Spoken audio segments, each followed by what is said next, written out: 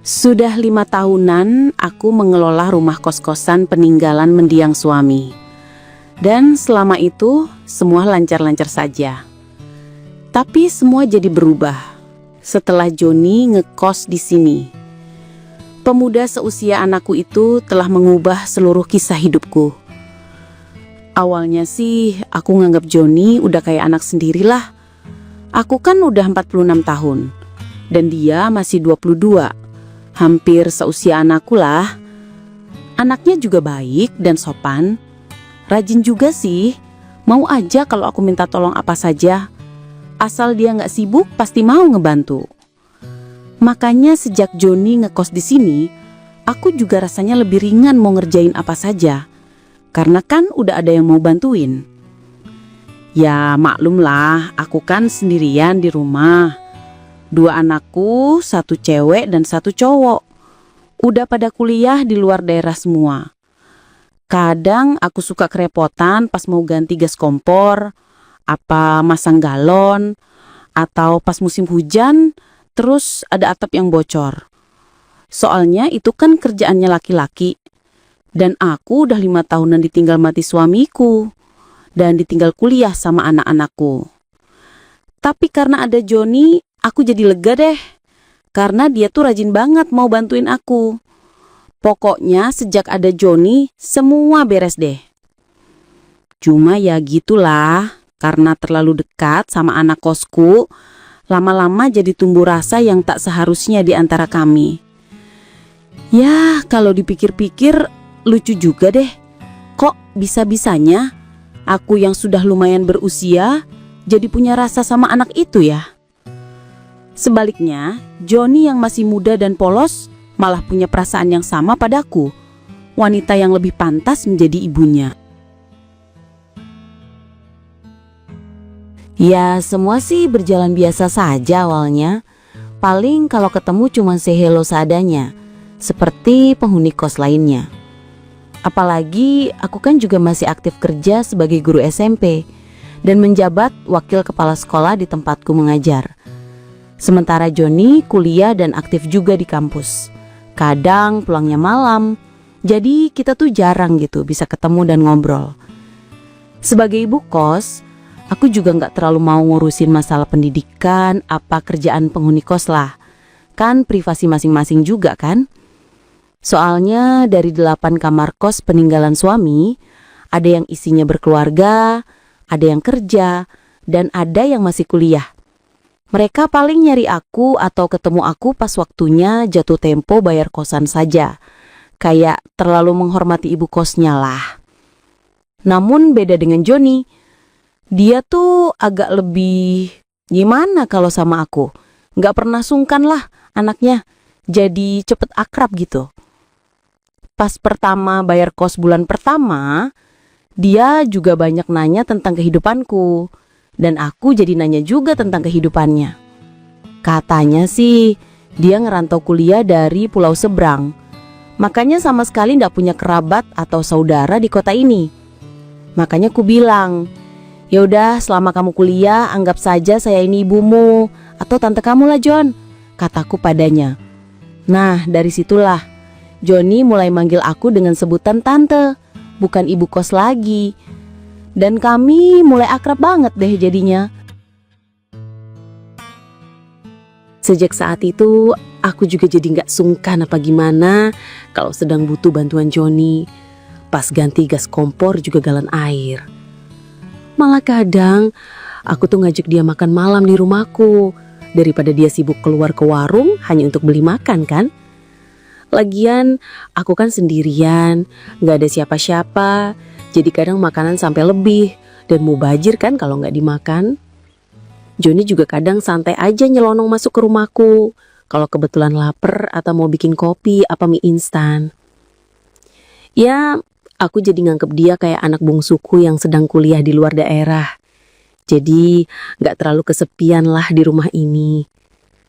Cuma memang saat itu tuh aku sebenarnya sedang dekat sama Pak Bambang, kepala sekolah di SMP tempat aku bekerja. Dan Sebelum Joni ngekos di kosan ini, Pak Bambang tuh udah beberapa kali minta nginep di rumahku. Ya, tahu kan maksudku? Aku nggak munafik deh. Di usia 46 tahun dan 5 tahun menyandang status janda, pasti deh ada masa rawan dan rapuh bagi wanita. Heran juga sih aku waktu itu, kok bisa sampai seperti itu dengan Pak Bambang. Padahal dia masih punya istri dan anak. Beneran deh, aku gak kepikiran gimana seandainya anak dan istrinya tahu akan hubunganku dengan suami dan ayahnya. Yang ada saat itu, aku tuh cuma merasa nyaman aja. Ada sosok lelaki yang mau menyayangiku, walau itu semua salah. Dan Pak Bambang juga yang selalu saja membujuk dan merayuku, karena paham kalau aku memang sedang kesepian. Tahun-tahun pertama ditinggal mendiang suami, aku memang sedih banget. Ya, namanya juga kehilangan orang yang dicintai kan? Cuma, saat itu aku gak terlampau kesepian di rumah ini. Selain ada penghuni kos, 2 anakku juga masih SMP dan SMA. Lalu setahun kemudian, yang sulung lulus SMA dan kuliah di Yogyakarta. Terus 3 tahun kemudian, si bungsu nyusul juga kuliah jauh. Bener deh, pas masuk tahun keempat, aku hidup tanpa suami, baru deh kerasa banget. Apalagi anak-anak kuliah jauh di Yogyakarta. Yang biasanya ada teman ngobrol dan berbagi cerita kalau aku pulang kerja, mulai jadi sepi. Kadang sunyi banget di rumah sendiri. Saat itulah aku akui kalau aku rapuh. Hadirnya Pak Bambang dengan candaan dan perhatiannya bikin aku cepat sekali luluh. Tadinya sih hanya sebatas teman kerja, kan dia kepala sekolah dan aku guru yang juga menjawab wakil kepala di SMP kami. Ya biasalah, ketemu tiap hari, diskusi kalau ada rapat, sampai keluar kota bareng jika ada acara BIMTEK atau seminar apalah. Hingga suatu ketika, pas ada acara tutup tahun ajaran, sekolah mengadakan study tour ke Yogyakarta pas kenaikan kelas. Aku sih biasanya nggak ikut, males lah jalan jauh pakai bus. Tapi karena tujuannya Yogyakarta, ya aku jadi ikut biar sekalian lihat anakku. Dan disitulah pertama kalinya hubunganku dengan Pak Bambang semakin intim. Bukan hanya sekadar atasan dan bawahan lagi. Kenangan sepanjang jalan dengan bis antar kota antar provinsi bukan hanya melelahkan, tapi juga jadi hangat dan mendebarkan.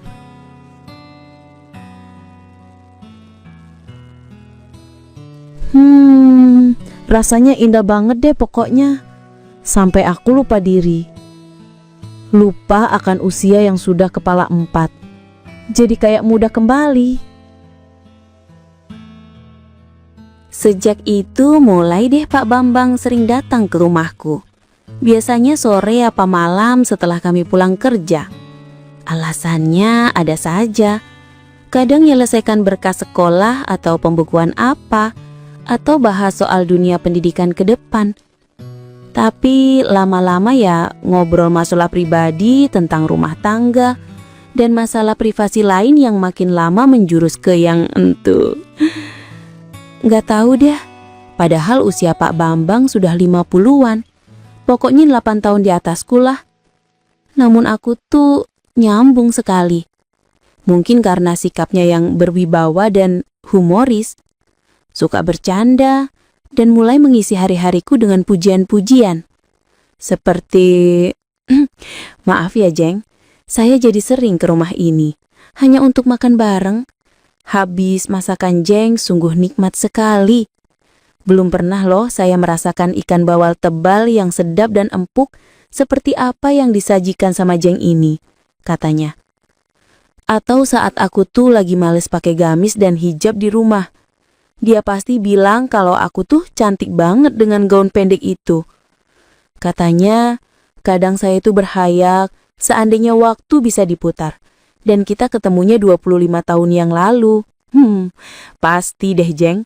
Pasti saya akan berani menjadi Arjuna yang nekat melepaskan panah asmara ke jantung hati Jeng. Dan pasti saya melamar Jeng.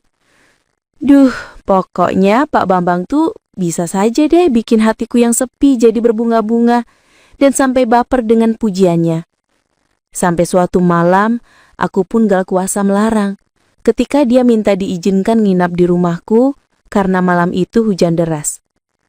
Aku tadinya bimbang, namun karena sudah larut dan hujan, kasihan juga kalau dia harus pulang. Akhirnya hanya mengangguk setuju. Dan ya, malam itu aku menyerah pada takdir. Tahu sendiri deh, rayuan gombal lelaki kan? Sampai berkali-kali entulah. Walau setelahnya aku tuh rasa menyesal banget. Keteguhan hatiku selama 5 tahun goyah dengan lelaki yang bukan suamiku.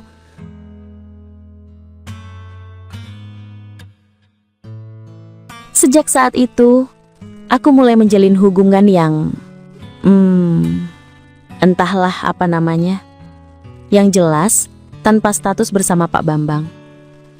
Awalnya memang karena kenyamanan, karena di saat aku sepi, ada orang yang mau menemaniku, mengisi hari, melewati malam. Ya, yang kubutuhkan sih tidak melulu soal kehangatan ranjang atau sentuhan fisik semata, tapi butuh teman dan rasa nyaman. Ada yang bisa diajak ngobrol, berdiskusi tentang kerjaan, tentang anak-anak, dan ada yang menikmati makan bareng bersama. Semua itu sudah lebih dari cukup. Apalagi aku sadar, Pak Bambang juga punya keluarga, ada istri dan anak yang menunggu. Hanya saja, sejak malam yang melampaui batas wajar itu, Pak Bambang mulai berani meminta yang lebih dari sekedar teman. Aku tuh paham awalnya, sebab rasa cinta dan ingin kan gak memandang usia, dan lelaki memang selalu butuh belayan. Tapi, makin kesini, aku merasa hanya jadi tempat pelampiasan, hanya jadi tempat persinggahan hati, tanpa komitmen pasti. Pak Bambang hanya datang saat dia ingin aku ladeni, lalu pergi setelah lega karena sudah mendapat yang entu dari diriku. Dan setiap kutanyakan tentang perasaannya dan tentang hubungan kita, dia selalu berdalih kalau semua atas dasar suka sama suka, tanpa ikatan, tanpa komitmen. Pelan-pelan akhirnya aku hanya bisa istighfar dan mulai menghindarinya. Walau dia masih saja berusaha untuk seperti itu lagi padaku. Sewaktu Joni mulai ngekos di sini, Pak Bambang memang sudah mulai jarang ke rumahku. Karena aku selalu menolaknya. Aku sadar sudah terlalu jauh menikmati dosa surga dunia bersamanya. Dan aku gak mau mengulangi salah dan dosa. Dari situ aku mendapat pelajaran berarti bahwa kadang lelaki itu memang egois. Dia hanya ingin memanfaatkan wanita rapuh. Stigma sebagai seorang janda, jujur kuakui, kadang terlalu berat. Dianggap gampang dan mudah dirayu untuk jatuh ke pelukan. Dipandang sebelah mata dan hanya dipuji dan diperhatikan hanya ketika mereka ingin mendapatkan kehangatan yang semu saja. Hanya saja, malam itu Pak Bambang datang lagi, walau sudah berkali-kali ku bilang jangan pernah datang dan mengganggu rumahku. Dia alasannya mau pamitan, karena SK masa menjelang pensiunnya sudah terbit dan dia akan segera pindah ke Dinas Dikbud. Saya mau pindah ke ibu kota, Jeng. Izinkan saya pamitan dan ketemu sekali ini saja. Sekalian saya mau minta maaf, Jeng. Bujuknya ketika teleponnya ku angkat. Ya karena aku pikir dia tulus dan menyadari kesalahannya, aku pun mengizinkan malam itu dia datang jam 9 malam ke rumahku. Ya udah, pikirku. Anggap saja pertemuan terakhir sebelum dia pindah, sekaligus momen untuk sama-sama saling lupa. Ku jamu dengan makan malam bersama. Dan ku bilang, setelah ini anggap saja kita gak pernah punya hubungan apa-apa ya Pak. Tapi di luar dugaanku, habis makan malam dia bukannya pulang, namun menarik tanganku untuk mengikuti langkahnya ke sofa. Ya, malam itu aku benaran udah nolak dan menghindar. Tapi Pak Bambang tetap saja membujukku. Katanya ini yang terakhir. Dia terus saja menarikku dan merebahkanku di sofa ruang tengah. Mulai mencumbuiku dan merayuku dengan semua puja-pujinya. Jantungku berdebar kencang saat itu. Antara marah, kesal, tapi juga sesuatu perasaan yang tumbuh namun tak ingin aku akui. Pak, Pak, katanya cuma mau pamitan dan minta maaf. Ah, kok seperti ini lagi, Pak? Udah, Pak, hentikan, jangan diterusin. Aku terus saja menepis dan berusaha untuk menghindar, walau Pak Bambang seperti sudah tak mau lagi mendengar ucapanku. Sudah, Jeng, tenang saja. Hayati saja malam ini. Jeng, saya tahu kok. Jeng juga ingin semuanya kembali terjadi kan? Suaranya bergetar serak, seperti menahan gemuruh yang bergejolak di batinnya. Senyumnya mengembang seperti menang. Aku seperti berada di tepi jurang. Satu langkah yang salah bisa membuat diriku kembali jatuh ke dalam dosa yang entah tuh. Pikiran warasku ingin melawan. Namun apa daya, ragaku rapuh. Antara ingin menyudahi, antara ingin membiarkan membawaku jatuh. Tapi semuanya mendadak terhenti. Di saat Pak Bambang nyaris saja menyempurnakan usahanya padaku, pintu depan terbuka. Brak! Suara itu membuat Pak Bambang terlonjak, buru-buru menjauh dariku dan menyambar ke mejanya di meja sofa. Aku tersentak, ikut bangkit dan segera merapikan ujung gaunku yang kusut. Hening sekejap menyelimuti ruang tengah rumahku. Hei Pak, apa yang Anda lakukan terhadap ibu kos saya? Dasar buaya darat, segera minggat atau saya akan panggil warga. Joni berdiri di ambang pintu, suaranya lantang. Sorot matanya tajam saat menunjuk ke arah Pak Bambang yang gemetaran. Pak Bambang segera pergi dengan wajah pucat. Tak lama suara mobilnya terdengar makin lama semakin menjauh dari rumahku. Joni masih berdiri di ambang pintu, matanya seperti marah menatap arah mobil Pak Bambang. Tapi kemudian dia berbalik. Tante nggak sampai kenapa-napa kan Tante? Katanya pelan sambil tangannya menutup pintu dengan sangat lembut. Aku hanya menunduk di sofa, menutup wajah dengan kedua tanganku. Dia mendekat dan ikut duduk di sampingku. Ya, nggak tahu deh. Waktu itu tuh aku ngerasa batinku diaduk-aduk oleh sejuta perasaan yang semakin tak menentu. Di satu sisi, aku sempat kesal sama Pak Bambang, tapi sempat hampir juga ikut larut dan hanyut dalam rayuan dan belayannya. Dan ketika aku sudah pasrah dan ingin kembali terbawa arus dosa yang entah keberapa, Joni datang membuyarkan semua angan itu. Sementara di sisi lain, aku juga merasa lega dan bersyukur, karena Joni hadir di waktu tepat menyelamatkanku dari dosa itu. Tapi aku juga merasa sangat malu. Joni jadi tahu akan semua rahasiaku, hubunganku dengan Pak Bambang itu. Hingga tanpa sadar, air mataku menetes dan mulai nangis terisak. Kurasakan tangan Joni meraihku dan mendekapku dengan lembut. Tante nggak kenapa-napa kan? Sudah, jangan sedih lagi. Buaya darat itu sudah kabur kalang kabut, Tante. Untung tadi saya sempat dengar suara Tante dari dapur. Pas saya mau bikin mie, kirain ada ribut apa, katanya.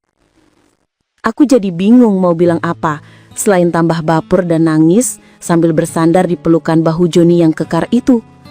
Dalam hatiku bilang, duh Joni, kamu tuh bikin Tante malu aja. Kayak anak gadis yang ditolong oleh pemuda idaman hati deh rasanya, Jon. Siang itu, udah 3 bulan lebih Joni ngekos di sini. Dia nempatin kamar paling pojok, dekat lorong menuju rumah utamaku. Aku sengaja izin dari sekolah. Lagian hari itu aku nggak ada jadwal mengajar. Jadi, aku bisa pulang lebih cepat dari biasanya. Nggak tahu deh, karena tadi pagi Joni bilang kalau hari itu dia libur kuliah. Aku jadi ingin sekali ketemu dan ngucapin terima kasih.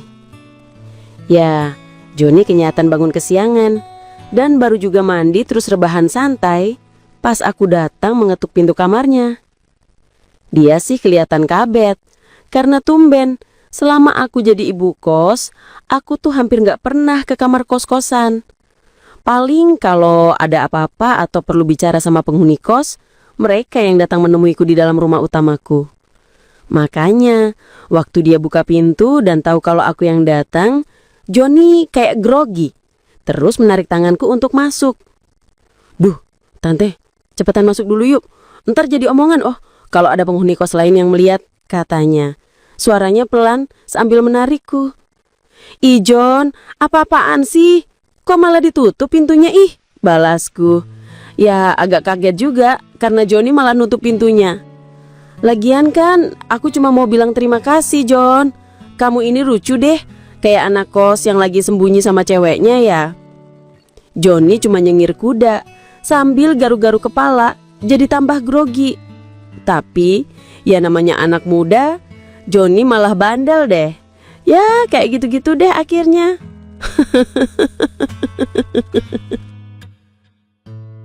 Pas aku mau duduk di kursi, Joni nahan dengan menggenggam tanganku.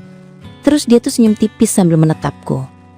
Maaf tante, sebenarnya saya tuh cemburu kalau ada lelaki hidung belang, buaya darat yang deketin tante kayak malam itu.